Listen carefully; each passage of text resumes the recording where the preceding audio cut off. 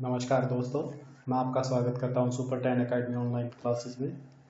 मैं नीरज घंगस आपको verbal and non verbal reasoning के बारे में पढ़ाऊंगा, जो कि एसएससी, बैंकिंग, रेलवे एग्जाम्स में और यूपीएससी और स्टेट एग्जाम्स में भी बहुत अच्छे से पूछे जाते हैं।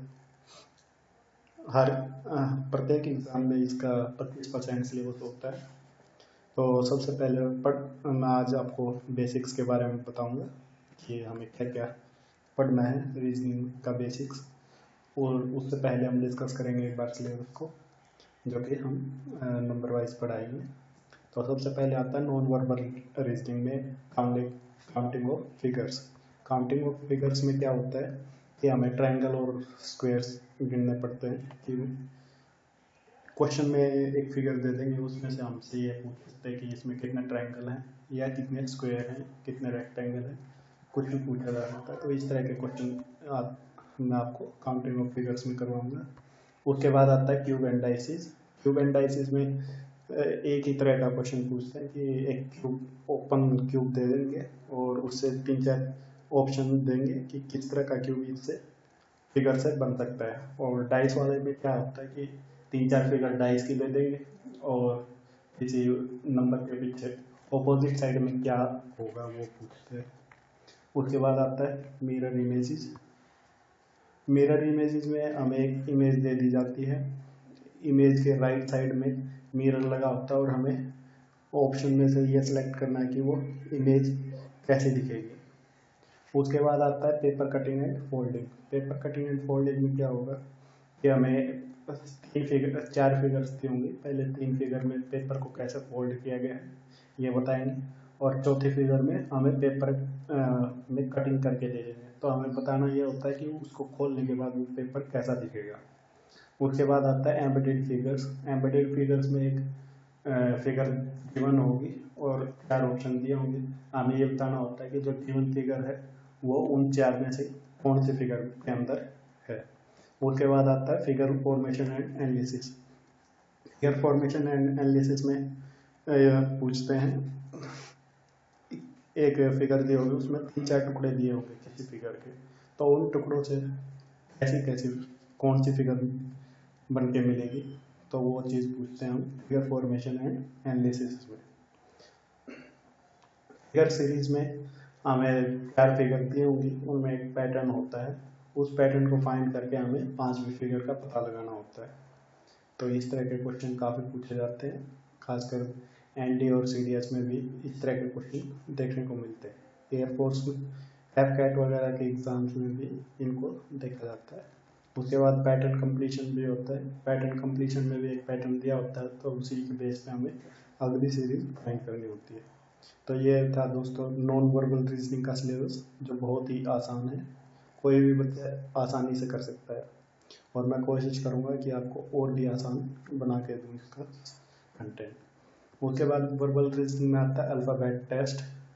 अल्फ़ाबेट टेस्ट में एक सीरीज दी होगी अल्फ़ाबेट्स की, तो उसी के अकॉर्डिंग हमें नेक्स्ट अल्फ़ाबेट निकालना है कि सीरीज में कौन सा आएगा। उसके बाद एनालॉजी होती है। एनालॉजी में 2 चीज़, एक रेशो किया होता है, जैसा रेशो रिलेशन में होता है तो वैसा ही हमें आंसर में फाइंड करना होता है, फिर कौन से आंसर में वैसा ही रिलेशन मिलेगा। उसके बाद आता है अर्थमेटिक रीजनिंग। अर्थमेटिक रीजनिंग में हमें मैथमेटिकल ऑपरेटर्स का यूज़ करना पड़ता है और बताना पड़ता है कि हमें एक क्वेश्चन दिया होगा, कौन सा सही है उसके हिसाब से हमें आंसर निकालना पड़ता है। ब्लड रिलेशंस तो आपको पता ही होगा, इसमें जैसे अंकल आंट्स के रिलेशंस पूछे जाते हैं, खासकर पैटर्नल एंड मम्मी की साइड से और पापा की साइड से अलग अलग ब्लड रिलेशंस निकालने होते हैं। तो इसमें दिया क्या होता है कि हमें 3-4 इंस्ट्रक्शंस दिए होते हैं, उसके बेसिस पे हमें रिलेशन निकालना होता है जो भी पूछा जाता है। उसके बाद आता है क्लासिफिकेशन। क्लासिफिकेशन में हमें ऑड वन आउट निकालना होता है, मतलब जो भी सबसे अलग है उसको निकालना होता है। उसके बाद आता है कोडिंग डिकोडिंग। कोडिंग डिकोडिंग में क्या होता है, हमें एक कोड दिया होगा, उसको डिकोड करके हमें उसी तरह का एक क्वेश्चन पूछा जाता है और उसका आंसर हमें निकालना पड़ता है। उसके बाद सिलोजिज्म। इसमें 3 स्टेटमेंट भी होंगे, 3 या 4 भी दी जा सकते हैं, और उसके बेसिस पे हमें कंक्लूजन निकालना है। कंक्लूजन भी दिया होता है तो हमें ये देखना होता है कि इनमें से कितने कंक्लूजन ठीक है कितने नहीं, और उसी के अकॉर्डिंग आंसर लगाना पड़ता है। उसके बाद आता है वेन डायग्राम। वेन डायग्राम में हमें 2-3 ऑब्जेक्ट दिए होते हैं और उनके बीच में हमें रिलेशन सेटअप करके जो भी क्वेश्चन पूछा जाता है उसके अकॉर्डिंग एक वेन डायग्राम तैयार होता है, तो वो देखना पड़ता है किस तरह का वेन डायग्राम निकलेगा। उसके बाद आता है मैट्रिक्स। एसएससी में जनरली हर एक पेपर में एक मैट्रिक्स का क्वेश्चन जरूर होता है। इसमें 2 मैट्रिक्स दिए होते हैं, इसमें रो और कॉलम में 0 से, एक मैट्रिक्स में 0 से 4 तक और दूसरे मैट्रिक्स में 4 से 9 तक गिवन होता है। तो हमें एक कोड तैयार करना होता है, जो भी वर्ड दिया होता है उसके अकॉर्डिंग हमें फिर वो कोड आंसर में ऑप्शंस में से फाइंड करना होता है। उसके बाद आता है मिसिंग नंबर। मिसिंग नंबर में हमें जो भी मिसिंग नंबर होता है वो फाइंड करना पड़ता है। उसके बाद आता है मिसिंग नंबर में मतलब एक पैटर्न दिया होगा सीरीज का, उसके अकॉर्डिंग हमें अगला जो भी मिसिंग नंबर होता है वो फाइंड करना होता है। उसके बाद आता है डिस्टेंस डायरेक्शन टेस्ट। ये तो अभी आपको पता ही होगा। डिस्टेंस में इसमें 2 तरह के क्वेश्चन पूछे जाते हैं, वो 2-3 डायरेक्शंस देगा कि राम या श्याम इस तरह से वॉक कर रहा है, फिर 90 डिग्री पे मुड़ा लेफ्ट या राइट। तो इसी तरह के क्वेश्चन आते हैं। इसमें 2 चीज़ें पूछते हैं, या तो वो डिस्टेंस पूछ लेता है पहली और आखिरी पोजीशन में, या फिर डायरेक्शन की ओर किस डायरेक्शन में गया। तो दोस्तों ये था आपका सिलेबस, और इन सब को पढ़ने से पहले हमें कुछ बेसिक्स पढ़ने होंगे, जो कि सबसे पहले बेसिक्स में आता है अल्फ़ाबेटिकल सीरीज़। अल्फ़ाबेटिकल सीरीज़ में क्या होता है कि हमें जैसे ए से जेड तक उनके नंबरिंग के अकॉर्डिंग याद करना पड़ता है। ठीक है दोस्तों। उसके बाद आता है स्क्वायर एंड स्क्वायर रूट्स।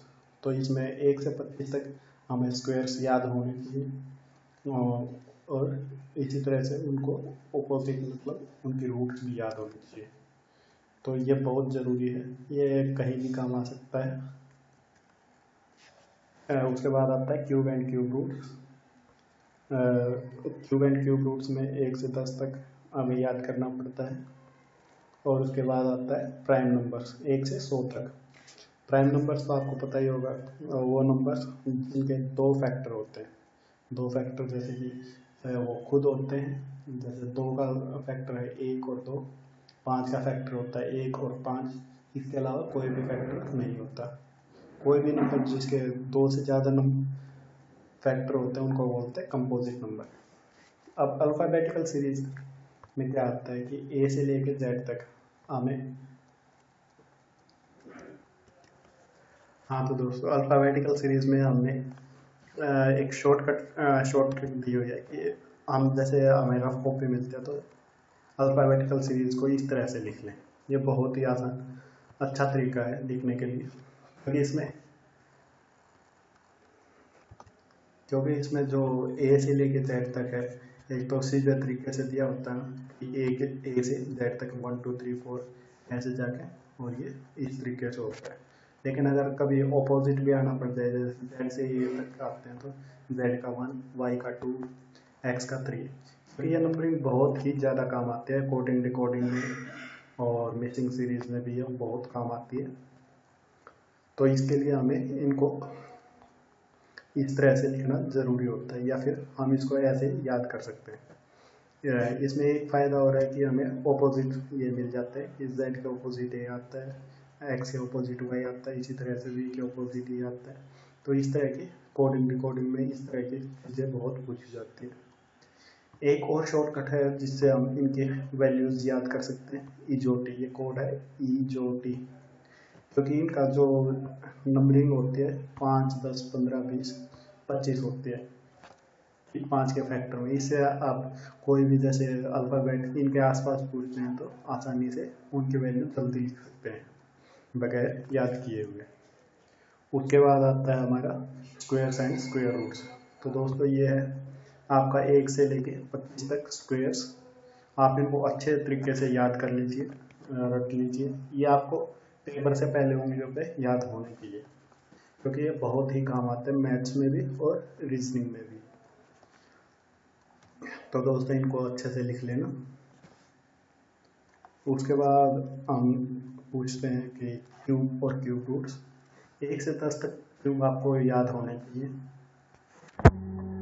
इससे ज़्यादा याद होता है 1 से 10 तक तो बहुत ही ज़्यादा पूछे जाते हैं, तो ये चीज़ें याद होनी चाहिए।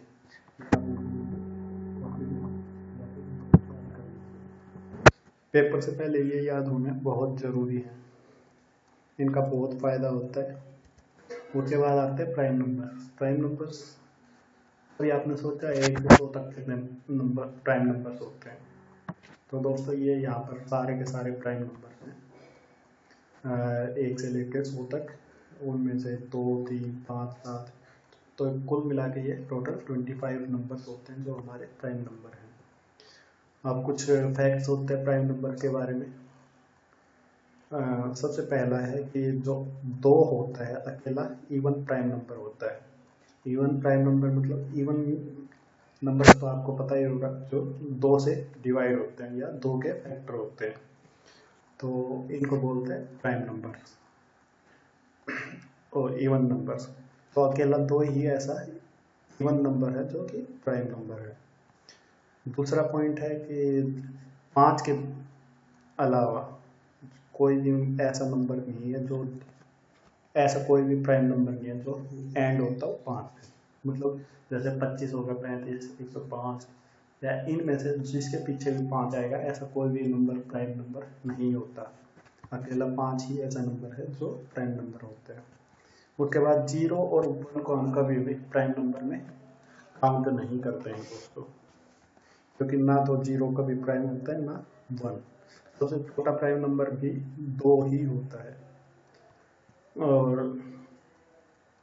प्राइम नंबर के अलावा जो भी बाकी सारे नंबर होते हैं उनको बोलते हैं हम कंपोजिट नंबर। ठीक है दोस्तों, तो हम 0 और 1 को ना तो कंपोजिट नंबर मानते हैं ना ही प्राइम नंबर। उसके बाद आजकल एक और चीज़ पूछी जाती है, ट्विन प्राइम्स क्या होते हैं। तो कोई भी 2 प्राइम नंबर जिनके बीच में 2 का डिफरेंस आता है, जैसे 5 में से 3 गए 2, 7 में से 5 गए 2, 13 में से 11 गए 2, तो इस तरह के जो भी कॉम्बिनेशन होता है उसको बोलते हैं ट्विन प्राइम्स। एक और चीज़ दोस्तों, एक होता है को प्राइम नंबर। को प्राइम नंबर वो नंबर का सेट होता है जिनका आपस में कोई भी कॉमन फैक्टर नहीं होता, जैसे कि 4 और 7। 4 और 7 में 4 तो कंपोजिट नंबर है लेकिन 7 प्राइम नंबर, लेकिन अगर इन दोनों को आपस में देखा जाए तो ये को प्राइम है, क्योंकि इनके बीच में कोई भी सिंपल फैक्टर नहीं होता। तो इसी के साथ धन्यवाद दोस्तों, ये सब चीज़ें आप अच्छे से याद कर लीजिए और लिख लीजिए। इसके बाद हम शुरुआत करेंगे काउंटिंग ऑफ फिगर्स से।